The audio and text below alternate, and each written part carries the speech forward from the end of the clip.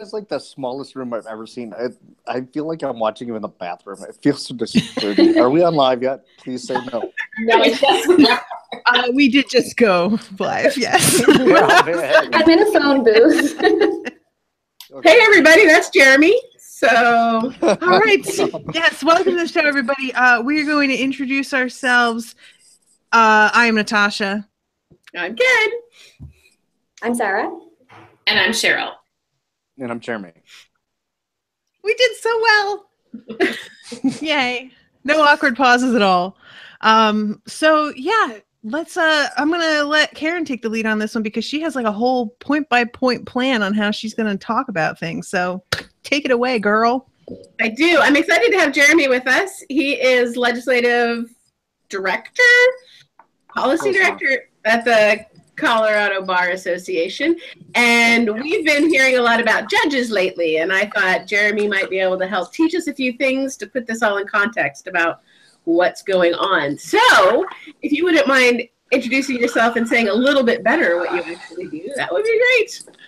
Sure. I'm Jeremy for the Colorado Bar Association, and it's my job to make sure all the legislation that we look at in Colorado and that the bar takes a position on for, against, amend, oppose, gets its necessary outcome. We pass what we want to pass, we kill what we want to kill, and move on with life.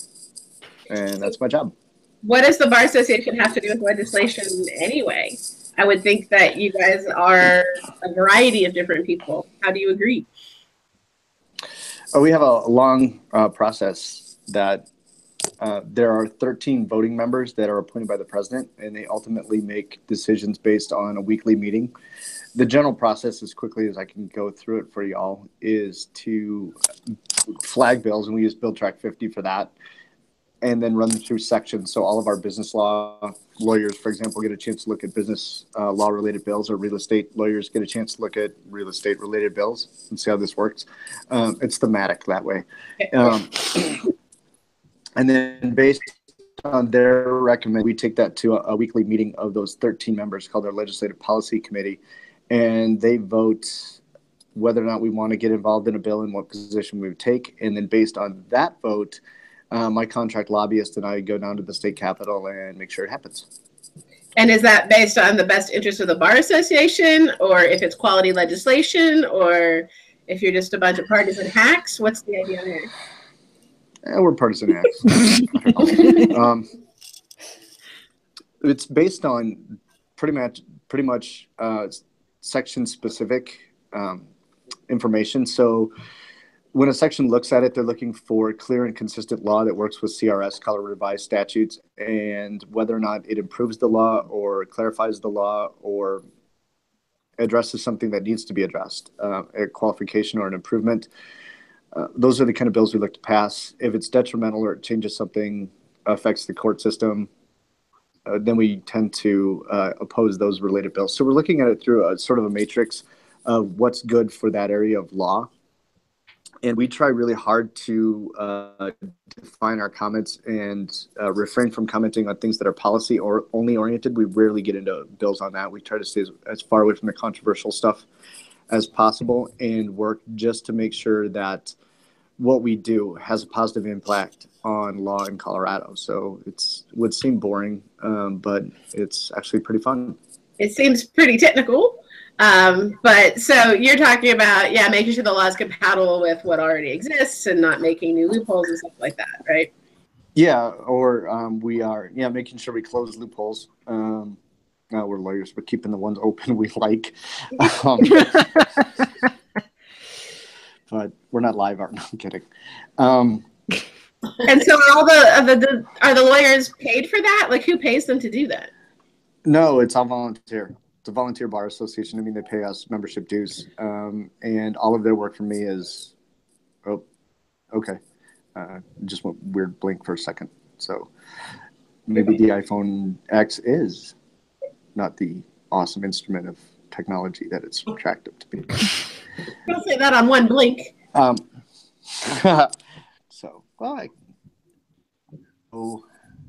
So if they're also, all I have multiple trains volunteers, of thought going on right now. They're all volunteers. Yeah, thank you for sticking me back on track. They're volunteers. We rely on their time, and at one point, I think that if I'd calculate the number of volunteer hours, that I have about 40 lawyers that comprise my review committees that they would spend on legislation or at the Capitol. It's probably close to 500 hours worth of pro bono hours not pro bono because it's not the same thing, but free hours of legal advice that I get a year. So. That's amazing. So do they just see it as their civic duty, or does the bar require it? No, the bar doesn't require anything in terms of that, but it's a pretty prestigious thing. And lawyers who figure out that by getting involved in the legislative process while bills are being made, have a better chance of understanding the law, getting changes that they like, or clarifying things that have always sort of not made sense. And so I get a lot of really committed and technically knowledgeable experts who are very passionate about their area of law. So, I mean, we do, for example, we ran a bill last year that clarified who owned half of an alleyway when the city didn't want it anymore. So not the most exciting bill in the world, but something that several lawyers were pretty passionate about because it was messing up their contracts. So, well, I find it really reassuring that people who know what they're reading and are familiar with where it's going to sit in the law are actually looking at these bills. So I assume all of the states do this, all of the different bar associations. Yeah, to one degree or another, and this may play into the judges' conversation a little bit later. There are two basic types of bars in the United States, a mandatory bar and a voluntary bar. In Colorado is a volunteer bar. What that means is that a mandatory bar is one where the Supreme Court has the Bar Association as part of its jurisdiction. And so bar members, you have to belong to the state bar in order to practice law. And the state bar then it includes the courts, includes the judicial branch, includes judicial discipline, includes lawyer discipline programs, includes continuing legal education. It's all in one big package, and you have to belong in order to the bar in order to practice law. Colorado is a volunteer state in which the Supreme Court and the court system and the regulation of attorneys is located differently. So we do a number of things that benefit members, but we don't, in fact, require membership. You don't have to belong to the Colorado bar in order to practice law in Colorado. So that does a couple of things. One, it allows our membership to be engaged on more broad topics and to engage on more types of legislation. And it frees our hands just a little bit to get away from some of the more stringent oversights. There are actually court cases that dictate what mandatory bars can and can't weigh in on. Oh, all right. So interesting. Okay. So, thank you for sharing that. There's your useless trivia for the day. That's all completely new to me. But I'm completely excited that legislation gets reviewed by people who are not writing it and don't have a partisan or a policy outcome, just a level of quality outcome. So that's great. Mm-hmm. Well, what I wanted to talk to you about was, and why you came to mind when I was thinking about judges, is I heard on a podcast that the American Bar Association has traditionally rated judges, and that this White House has chosen not to honor those ratings anymore. And I've got a statement to read to that effect, but I was really kind of curious how judges get picked in the first place for these ratings to even come into play. And even, I don't even know how the Colorado Supreme Court gets picked. So I know that Gorsuch was chosen from the Colorado Supreme Court to now be on the Supreme Court, but now what happens to his position? How does that all Well, actually, Gorsuch came from the 10th Circuit. Okay, good. So he was not the Colorado Supreme Court. And he was appointed to the federal 10th Circuit a number of years ago, and I apologize, I don't have the numbers in front of me, but he was appointed through the federal process. So the U.S. Supreme Court, the president at the time, and again, I don't know who appointed it. I apologize, I could look it up. But it predates my tenure in this job, so I get a pass. And so he was appointed by the President of the United States to that role. and it was confirmed by the Supreme Court, or not by the Supreme Court, by the U.S. Senate. Right. So very similar to what you would have seen with the process for his confirmation for United States Supreme Court. The difference technically there's no difference in the appointing and nominating process, except for it involves more of the state legislator's recommendation. In general, the presidents tend to defer on district courts to the local state affiliated senators. So Colorado's 2 senators, and those also affected by the 10th Circuit, get a little bit more weigh in on those. The U.S. Supreme Court has much more of an ideological charge to the appointments. That's why you see such big fights over the Supreme Court. Whereas district court nominees have, until just recently, been much more of a advising consent sort of. He's a good guy, qualified judge. She's a good judge. Yes or down, up and down vote. And so you saw a lot of Supreme Court votes ever since Judge Bork have kind of had a huge political implication to who gets nominated and what happens to the nomination and the vetting process and the hearings and all of that. Whereas district court judges basically get an up or down vote very, very quickly. So Gorsuch, for example, was voted up to the 10th Circuit, by some, again, don't have the numbers, by some like 98-2 number or something like that. Yep. Whereas when it came to a Supreme Court nomination, it was a little bit more contentious. Yes, I recall. Yep. But Colorado then, because Gorsuch was appointed from the Colorado 10th Circuit, which is more than just Colorado, the 10th Circuit to the Supreme Court, the 10th Circuit is now vacant. And the recent appointee just confirmed there was Alice Nye, Justice Hyde from our Supreme Court. So now we have a Supreme Court vacancy in Colorado. I see. So what is the circuit court, and how is that, is that a federal court versus a state court? What's the difference there? A 10th Circuit, the U.S. has a number of circuits.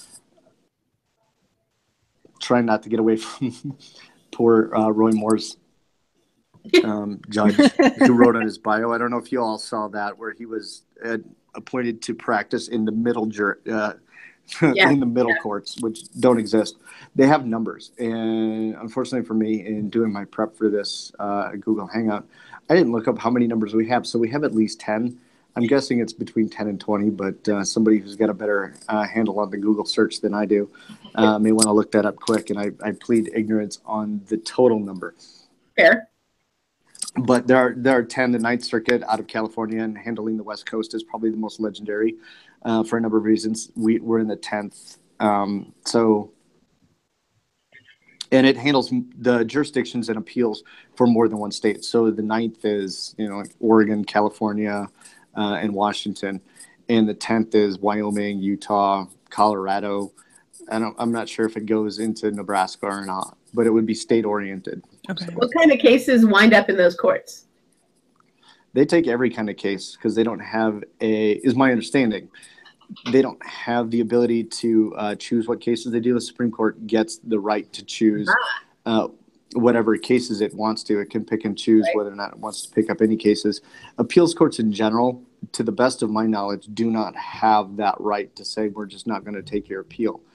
I know the Colorado do not have that right. Our Colorado Supreme Court does. And I do not believe that the 10th Circuit can turn down cases either. So which is why you see this in that court by appealing something. Yeah. Mm-hmm. All right. So they get difficult cases that are from, it could be any topic at all, and from a wide region. All right. So that's when we're talking about the nominations, that's why they're for life. Because we're hoping that we get somebody impartial who can gain knowledge and skill and generally. All right. So those are the judges that we are talking about today, are these circuit judges, right? That we're confirming, and the Senate has to confirm them. And it looks like there are 12 regional circuits. Okay. That's about right. Okay. And so when there's a vacancy, So that when there's a vacancy in one of those, then someone's got to get nominated and then they get confirmed. I assume that these vacancies, well, I think Sarah maybe looked into how many vacancies there are. Please.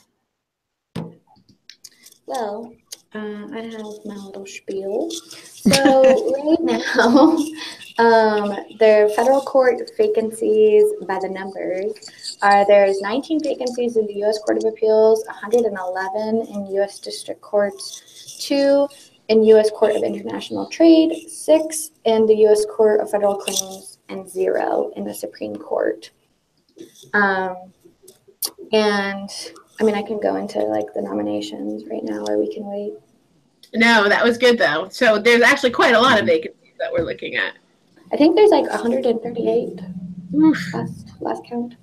There's usually a chunk. There was 100 and I think 10 when Trump took office, but then people have stepped aside in the last 200 days. So there's like now 138 or something. Good God. And Obama had 54 when he started. All right, so yeah, there's usually a revolving door to some extent of those folks. I would imagine that a zero mark would probably be in the neighborhood of somewhere between 20 and 40. I mean, just people moving up, moving down, retiring, and they don't get replaced very quickly. So sure, I mean, it's gonna take a Senate hearing. All right, so in the past, the American Bar Association has published their ratings. And so just like we were talking about how you guys get together and then you have kind of a system for how you decide if bills are good or bad, the American Bar Association does the same thing and has these ratings. So I want to read this statement that the president of the Bar Association made recently, and then I want to talk to you about like what this group actually is so that we can see how reasonable this is. All right, so this is March 31st. The American Bar Association has been notified that the White House does not intend to follow the longstanding practice of inviting the independent ABA Standing Committee on the Federal Judiciary to review the professional qualifications of prospective nominees to the lower federal courts on a pre-nomination basis. President Eisenhower first invited the ABA into the process in 1953. Since then, with the exception of George W. Bush, the ABA has been asked by every administration to conduct pre-nomination evaluations of the professional qualification of prospective nominees. This helps ensure the highest quality judiciary through an objective, nonpartisan review of the professional competence, integrity, and judicial temperament of those who have lifetime appointments on our federal courts. All right, so this standing committee, I assume it's a variety of people. Are they also volunteers? Do you know? I would imagine so. The ABA is organized exactly the same way that the Colorado Bar Association is. They pay dues. It's a voluntary association. You don't have to belong to the ABA to practice law in the United States. So my guess is that the folks who are in that room, A, want to belong to the bar, B, choose to be there, and C, volunteer their time to be on that committee. So what's it like around the office? Like, are you guys political or do you like avoid that? And do you think this group is politically motivated when they're making their nominations?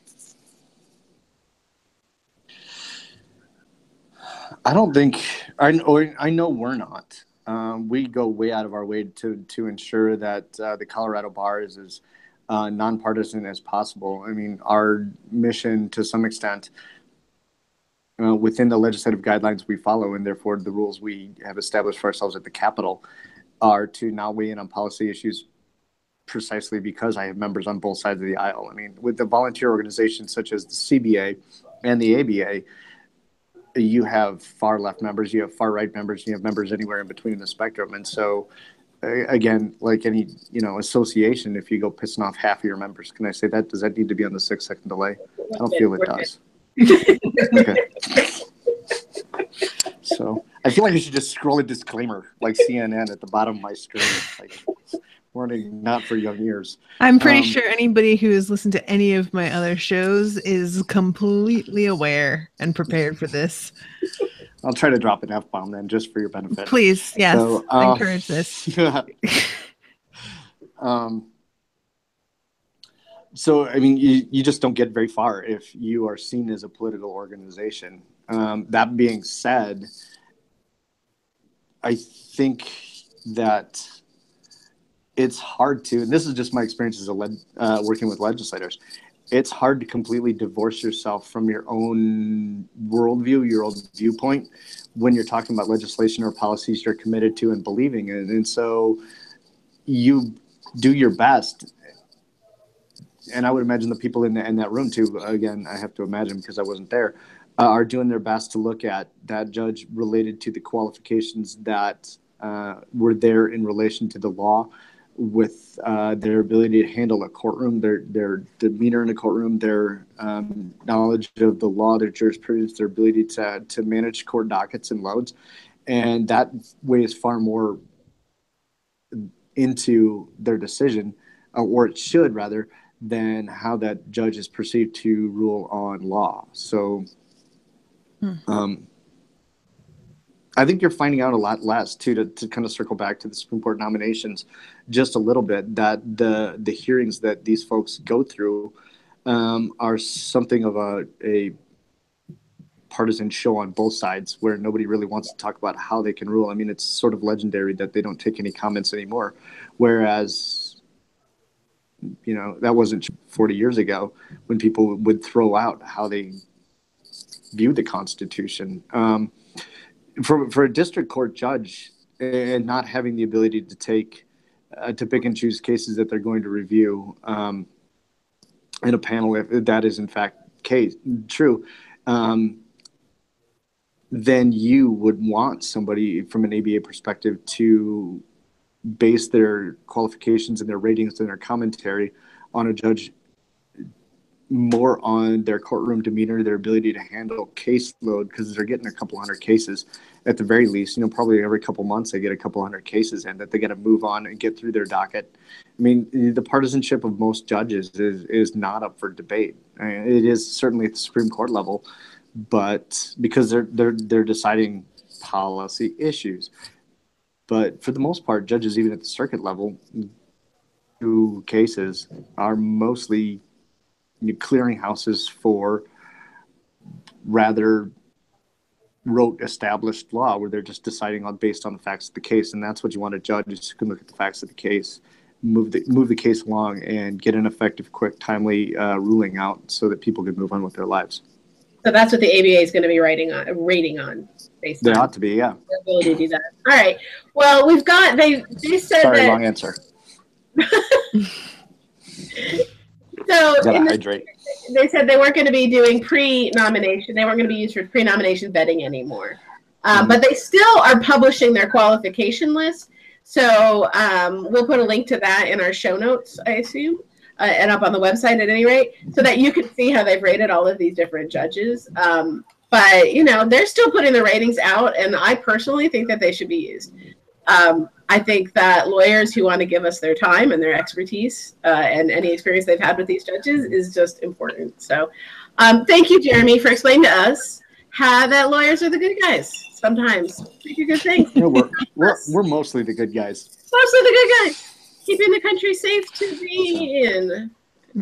Yeah, it really is a profession that I'm very, very proud to represent. I mean, the Colorado bar is great. We have a lot of lawyers who commit a lot of volunteer hours to make sure that the laws in Colorado, you know, work really, really well for citizens. We're out to protect rights. We're out to improve the law. We're out to make sure that we're not seeing that partisan bent. So there's my little pitch for my job. I love it. Fantastic. Well, we're going to let you go before we get into the partisan muck. Okay, cool. Well, enjoy. I look forward to watching. During that part, I think I'll edit like a star, like sparkling over your head. Maybe a little awesome off your teeth. Can I have a cat walking across the bottom? It's like a scrolling cat. I could just get my cat in here. If you want a cat, you get a cat. All right. Sweet. Thanks, Jeremy. All right. Thank y'all. Thank you so much for going through the effort to join us. Oh, no, it's my pleasure. Thanks. This is fun. Bye. All right. Bye-bye. Bye. So I am so reassured to know that somebody is reading the laws that crazy legislators come up with, especially in Missouri. Yeah, nut cases there. Yes, we do. Not that Texas is necessarily the strongest batch either. So that's good, right? Doesn't that make you reassured? I didn't know how a lot of that worked, so that was really interesting. You know, Oh, there's so much that you just don't need to think about when you're one of us little peons. Didn't used to need to think about it, but now we have to defend the freaking third branch of the government. Yeah, you know.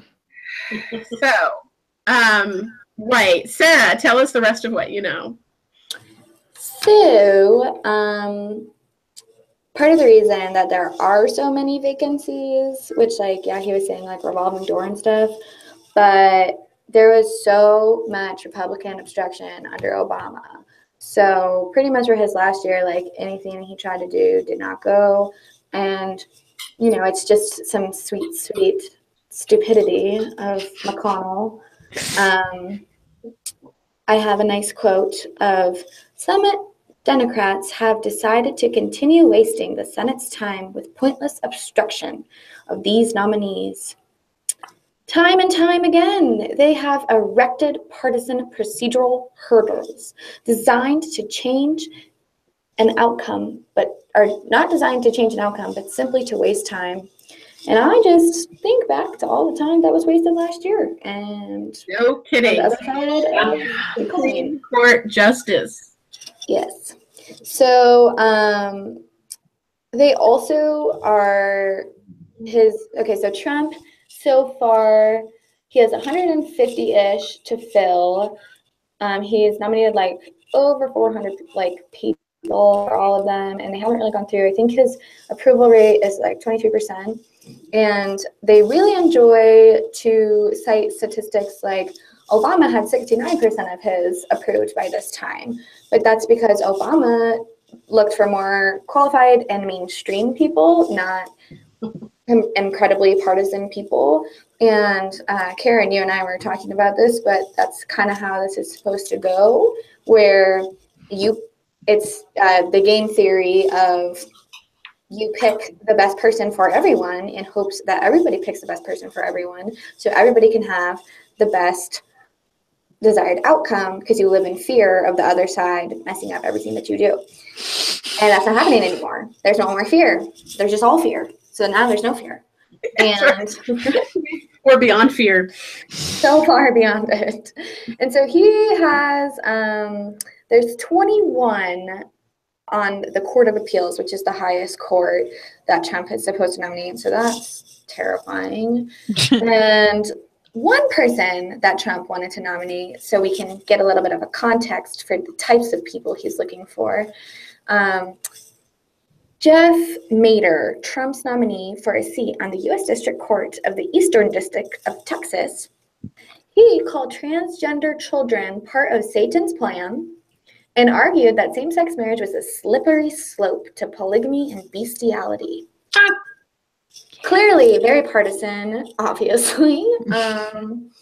He got a qualified small majority and then not qualified several votes from the ABA. So they gave him some not qualified votes, which is very, very rare. But they did not like Jeff Mateer. Yeah, no, he's nope. So yeah, and he has nominated and had more opportunity for these nominations, more than Obama, Bush, and Clinton.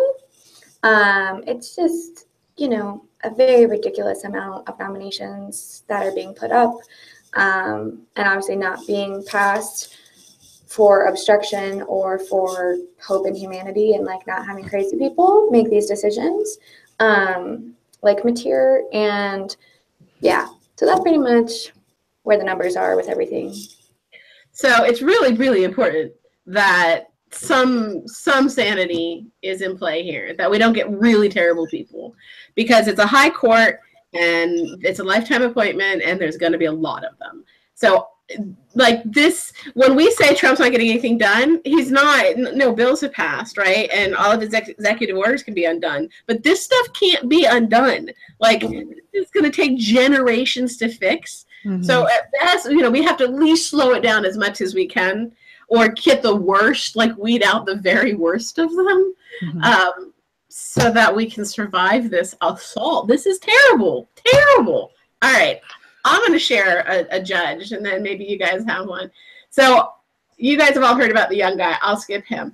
Leonard Stephen Grass. All right. Some of his colleagues interviewed by the ABA as part of the evaluation thing they do, said he was gratuitously rude. He argued that lower courts should be able to overrule Supreme Court decisions on abortion rights because abortion jurisprudence is, to a significant extent, a word game. So that's nice. Yeah, it's all just words to us. That's where we're at. And some of the evaluators of the committee found the temperament issues, particularly bias and lack of open-mindedness, problematic. He got and the evaluators found that the people interviewed believed that the nominee's bias and the lens through which he viewed his role colored his ability to judge fairly. That's quoting from Politico. He got a not qualified. There have been 2 not qualified people since, I don't know, since they started in 1953. And Trump has nominated 2 already so far in a few months. Good God. So he's like, he's just turning out terrible, terrible people. But that guy got through the Judiciary Committee. Hey, what do we know about like the Judiciary Committee and how that works? Are you asking one of us to answer this? Yes. I mean, I know barely anything. All right. This is somewhere where I really checked out in school. Okay. Fair enough. So there is. Well, you know what? No, I'm gonna cut in because I think this goes to the point that I've brought up a few times about when I go to vote and vote on judges, I know very little. So this is something that has been sort of working in the background. I know I haven't paid attention to it. I've had an assumption that the people that find themselves in these roles are judicial. They comport themselves. They have the temperament to do this. And it's terrifying to see that, that Trump is nominating people, as he has for cabinet positions and whatnot, who seem to be diametrically opposed to the basic expectations of the role. Yeah. Well, and 91% of the people that he has nominated are white, 81% are male. Like, we don't need that percentage of those people making the decisions that affect the country when that's not what the country looks like. Yeah. And I might just add kind of snarkily and sarcastically that we don't have a good idea of what percentage of those are sexual predator pedophiles. Exactly. But, as long as I ask the mother permission, then yeah. No foul. Do you want to hear a couple more nominees? Sure. So the one that's made this Brett Talley guy, 36-year-old lawyer, never tried a case. He was a partisan speechwriter, so he wrote for Romney and some other people. He has a partisan blog where he uses phrases like Hillary Rotten Clinton. And as a God, at least pick a good pun or something. What are you even doing? All right. And he has a manifesto. He wrote a call to arms, calling his readers to join the NRA in the wake of Sandy Hook, okay, to defend people who shoot children, and said he pledged his intellectual support to the NRA. So this is who we're going to try to make a judge. Well, his intellectual support is worth a lot based off of what you just said. The NRA has pledged $1 million to support the Trump judicial candidates. This is that was quoting from the NPR. He got a not qualified, a unanimous not qualified from the ABA because he's never tried a case, so they have no idea if he's qualified. And it came out later, like I saw this yesterday, I think. He's actually married to a White House lawyer. And so that's how his name came up. He's 36, lifetime appointment. If this guy gets through, and he got through the Judiciary Committee, so now that's the group of senators who decide who's going to be nominated and put to the floor. He made it through that step. And that is Jeff Flake voted for him. That is people we count on to be maybe the voices of reason in the party. Apparently not. That doesn't go far enough. And I'm pretty sure some of the Texas senators are on the Judiciary Committee as well. Yeah, he got through on a straight party vote. Here's some people that were slightly more qualified, but still not qualified according to the ABA to some degree. State Senator, Tennessee State Senator Mark Norris. has one of the most frightening and offensive records we've seen. Wow. According to Americans for Justice president. As a Tennessee politician, he insulted refugees and Muslims, pushed for legislation to make it easier for businesses to discriminate against LGBTQ workers, advanced voter ID measures that were seen as encouraging racial profiling, attempted to virtually ban abortion in Tennessee, and in general systematically worked to deprive millions of Tennesseans of their rights. A number of his actions have been outright unconstitutional and rejected by courts. This is an individual who has no business serving on the federal bench. So that's from the Nashville Post. That's a Tennessee newspaper, and that's what they thought.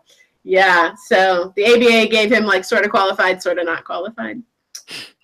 These people are like unacceptable. Well, and like what's crazy is like Obama nominated 15 district, 12 circuit nominees his whole entire first year. And Trump has nominated at least that many that are literally straight up unqualified. Just. Yeah, and they're getting through. So yes. I want to call confirmations. Sarah's face. I apparently got her all ginned up about something new. Those of you who listen to this on iTunes really miss out on some like class A expressions on all of our faces while Karen is reading us some of this information. It is, oh man, I really enjoy just the description of somebody's career as being offensive and frightening. Good. I feel that way like every day when I read the news nowadays. God damn. So there's not that much we can do. A lot of these people are going to get through, but we can beg our senators to at least have a care for the future and don't break the country completely. And as Jeremy, I think, showed us pretty clearly, these ratings are valid. This is a good way to at least sort out people who genuinely would be bad judges. So I want to call and ask my senator to still respect those ratings, even if the Judicial Committee is not going to disqualify people based on the ratings. I think my senator should and should vote against anyone the ABA said was simply not qualified. That's a small thing to ask, and I think that it's something, right? Like, that's fair. So that's the point. The ABA will continue to publish those. They will be readily available to those senators.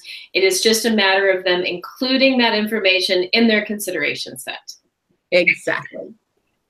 Well, and I just don't understand when exactly the shift went from, like, let's not give a shit if people are qualified for anything that has to do with running our government, and just keep on pushing them through. Like, when did that really? January. Yeah. Yeah, but like seriously, like who was the first domino to start this cascade of craziness? Like, was it the laws? Like, I don't know. Which one was it? I feel like it started with Mitch McConnell just being like, we're going to block him at every turn. I feel like that was the moment that everybody was like, oh, okay, well, if all we're doing is just trying to fuck up somebody's life, then that's real easy. We can all just not give a shit about qualifications as long as it fulfills this one checkbox, which is terrible. That's what it says next to the checkbox. It's just terrible. And they're like, yeah, perfect. Terrible and frightening, actually. Yeah, frightening. We'll make it a game. It's not just a game. It's our country. Mm-hmm. And she needs us. Well, and it's not a pride.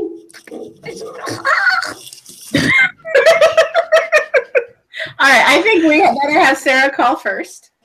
And then maybe get back to class before her head explodes. I am loving so much that I am not the one that's like incoherent with rage this week. It's not me for once. I feel like it's always me. Because I already exploded my brain today, and then this is still further explosion. Who are you going to call? Ghostbusters. Sorry. You tell him. You tell him what you know. You tell him what you think. Man, I try to do that all the time. He thinks you're calling about taxes, but you're not.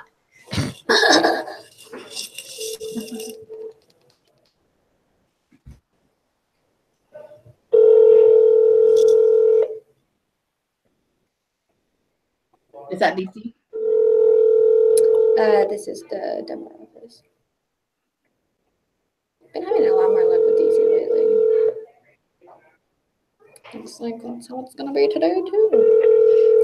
I also like don't talk to people on the phone ever. Thank you for calling. And so in my call history, I like only call Corey Gardner pretty much. And the other week, someone was like looking through it, and they were like, "Who is Corey?" And I was like, "That's our senator." Oh, that's awesome. He sounds hot. Aw, what a name. Oh my God, that's brilliant. Isn't that really funny? Hi, this is United States Senator Corey Gardner, your senator from the great state of Colorado. Thanks for calling my office. Please feel free to leave a message. Hello, my name is Sarah Johnson, and I am a constituent in Denver. My zip code is 80211, and I am calling to ask you to oppose the nomination of Jeff Mateer for U.S. District Court on the Eastern District of Texas. He discriminates based on sexual orientation. He called transgender children part of Satan's plan. He thinks that being gay is going to lead to bestiality. This is not a sane person. And frankly, their career frightens me and is not normal or appropriate. And he is not qualified. He is an appalling choice for a lifetime judgeship. And yeah, you need to just make sure that doesn't happen. Thank you. I know that you guys are hard at work fighting for our country, and the next step is to make sure that Jeff Mateer is not on the U.S. District of Court. Thank you.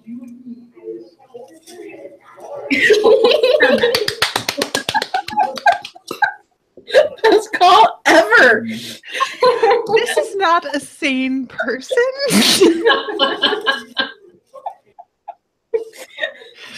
Oh my Lord, that was just beautiful. Oh my gosh.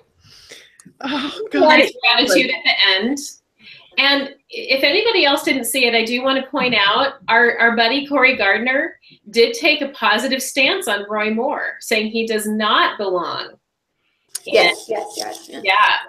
So probably for that. This is just the thing that just kills me is when did dating children and like having sexual, like when did our politics become about that and like going to like the fire and fury? Like I just. Right. And saying Muslims shouldn't serve in Congress. Like, is that not enough? Oh my God. Yeah. Right. Well, I'm gonna look for But Jesus loves him. Mm-hmm. and Mary and Joseph. Well, and then like somebody was like trying to make some comparison to like that Joseph and Mary were like really far apart in age. Did anybody see that? Like someone tweeted like, "Oh, Joseph was like way older than Mary," and then someone commented, "You do know what immaculate conception means, don't you?" Like, people, what am I doing? Oh, Miss Ash is in the audience. Says Natasha's attempts to hold back her laughter is the best. Go, Sarah. Thank you. It's been a rough week. I just can't handle it anymore. I mean, like even on my Up First podcast I listen to every morning, I'm like, they can't even cover. Like they cover 3 news stories, and all of them have to do with raping crazy assholes. And like, come on. I mean, I knew that we were living in this society that like. This is part of why I'm like taking a Facebook break, is that I just can't stand to see more of it. I'm tired. It's just tiring. I'm so tired, yeah. All right. I'm gonna go ahead and call Mr. John Cornyn because I would like 1 second to see if he is on the judicial nomination. He is, and Cruz is. They both are. I thought so. So you give him a little extra sass. Is that weird that they're both? Doesn't it feel like a state? It is what it is. Bye, Sarah. I didn't realize that. Like, I mean, what qualifies you to be part of that committee exactly? I don't know, but they need to stop putting these people through. Okay. So yeah, here comes Mr. Cornyn. Hello, this is Senator John Cornyn. Thanks for calling my Washington, D.C. office. For general information regarding my office locations and operating hours, please press 1. To leave a comment regarding I think they are inundated with tax calls. please press 2. If you'd like to speak I appreciate you taking the time to make your views known on current policy issues of interest to you. Please leave your comment as well as your local zip code after the tone. Thank you and have a great day. Hi, my name is Natasha Kingston. I am a constituent from Denison, Texas. I'm calling to ask you, Senator, to please oppose the nomination of Jeff Mateer for the U.S. District Court for the Eastern District of Texas. Mateer has said, yes, I discriminate on the basis of sexual orientation. And no, I do not believe in the constitutional mandate of separation of church and state. And yes, I think that trans people are part of Satan's plan. He is an appalling choice. It's shocking to me that we even have to have this conversation. I can't believe I have to make this phone call and that what I'm saying are actual quotes from a person that is being considered. Please do not allow him to get on the U.S. District Court for the Eastern District of Texas. Please. I'm begging you. As a constituent, please. Please. Thank you.